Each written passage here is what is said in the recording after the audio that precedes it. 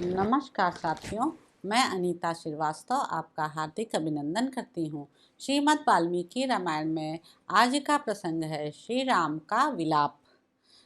अपनी प्रिया सीता से रहित हो राजकुमार श्री राम शोक और मोह से पीड़ित होने लगे। वे स्वयं तो पीड़ित थे ही, अपने भाई लक्ष्मण को भी विषाद में डालते हुए पुनः तीव्र शोक में मग्न हो गए। लक्ष्मण शोक के अधीन हो रहे थे। उनसे महान शोक में डूबे हुए श्री राम दुख के साथ रोते हुए गर्म उच्छ्वास लेकर अपने ऊपर पड़े हुए संकट के अनुरूप वचन बोले। सुमित्रा नंदन, मालूम होता है मेरे जैसा पाप करने वाला मनुष्य इस पृथ्वी पर दूसरा कोई नहीं है, क्योंकि एक के बाद दूसरा शोक मेरे हृदय और मन को विदीर्ण करता हुआ लगातार मुझ पर आता जा रहा है। निश्चय ही पूर्व जन्म में मैंने अपनी इच्छा के अनुसार बारंबार बहुत से पाप कर्म किए हैं। उन्हीं में से कुछ कर्मों का यह परिणाम आज प्राप्त हुआ है, जिससे मैं एक दुख से दूसरे दुख में पड़ता जा रहा हूँ। पहले तो मैं राज्य से वंचित हुआ, फिर मेरा स्वजनों से वियोग हुआ, तत्पश्चात पिताजी का परलोकवास हुआ, फिर माता से भी मुझे बिछुड़ जाना पड़ा। लक्ष्मण, ये सारी बातें जब मुझे याद आती हैं तब मेरे शोक के वेग को बढ़ा देती हैं। लक्ष्मण, वन में आकर क्लेश का अनुभव करके ही भी यह सारा दुख सीता के समीप रहने से मेरे शरीर में ही शांत हो गया था, परंतु सीता के वियोग से यह फिर उद्दीप्त हो उठा है, जैसे सूखे काठ का संयोग पाकर आग सहसा प्रज्वलित हो उठती है। हाय, मेरी श्रेष्ठ स्वभाव वाली और भीरू पत्नी को अवश्य ही राक्षस ने आकाश मार्ग से हर लिया। उस समय सुमधुर स्वर में विलाप करने वाली सीता भय के मारे बारंबार विकृत स्वर में क्रंदन करने लगी होगी। मेरी प्रिया के वे दोनों गोल गोल स्तन, जो सदा लाल चंदन से चर्चित होने योग्य थे, निश्चय ही रक्त की कीच में सन गए होंगे।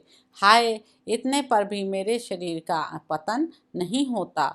राक्षस के वश में पड़ी हुई मेरी प्रिया का वह मुख, जो स्निग्ध एवं सुस्पष्ट मधुर वार्तालाप करने वाला तथा काले काले घुंघराले केशों के भार से सुशोभित था, वैसे ही श्रीहीन हो गया होगा, जैसे राहु के मुख में पड़ा हुआ चंद्रमा शोभा नहीं पाता है। हाय, उत्तम व्रत का पालन करने वाली मेरी प्रियतमा का कंठ हर समय हार से सुशोभित होने योग्य था, किंतु रक्त भोजी राक्षसों ने सोने वन में अवश्य उसे फाड़कर उसका रक्त पिया होगा। मेरे न रहने के कारण निर्जन वन में राक्षसों ने उसे ले लेकर घसीटा होगा, और विशाल एवं मनोहर नेत्रों वाली वह जानकी अत्यंत दीन भाव से कुररी की भांति विलाप करती होगी। लक्ष्मण, यह वही शिलातल है जिस पर उदार स्वभाव वाली सीता पहले एक दिन मेरे साथ बैठी हुई थी। उसकी मुस्कान कितनी मनोहर थी। उस समय उसने हंस हंस कर तुमसे भी बहुत सी बातें कही थीं। सरिताओं में श्रेष्ठ यह गोदावरी मेरी प्रियतमा को सदा ही प्रिय रही है। सोचता हूँ शायद वह इसी तट पर गई हो, किंतु अकेली तो वह कभी वहाँ नहीं जाती थी।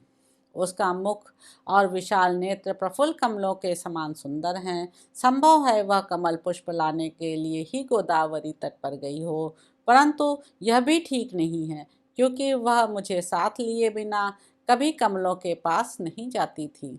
हो सकता है कि वह इन पुष्पित वृक्ष समूहों से युक्त और नाना प्रकार के पक्षियों से सेवित वन में भ्रमण के लिए गई हो, परंतु यह भी ठीक नहीं लगता, क्योंकि वह भीरू तो अकेली वन में जाने से बहुत डरती थी।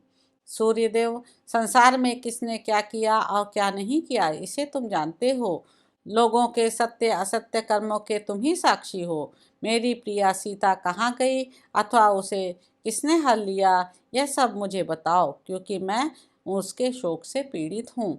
वायुदेव, समस्त विश्व में ऐसी कोई बात नहीं है जो तुम्हें सदा ज्ञात न रहती हो।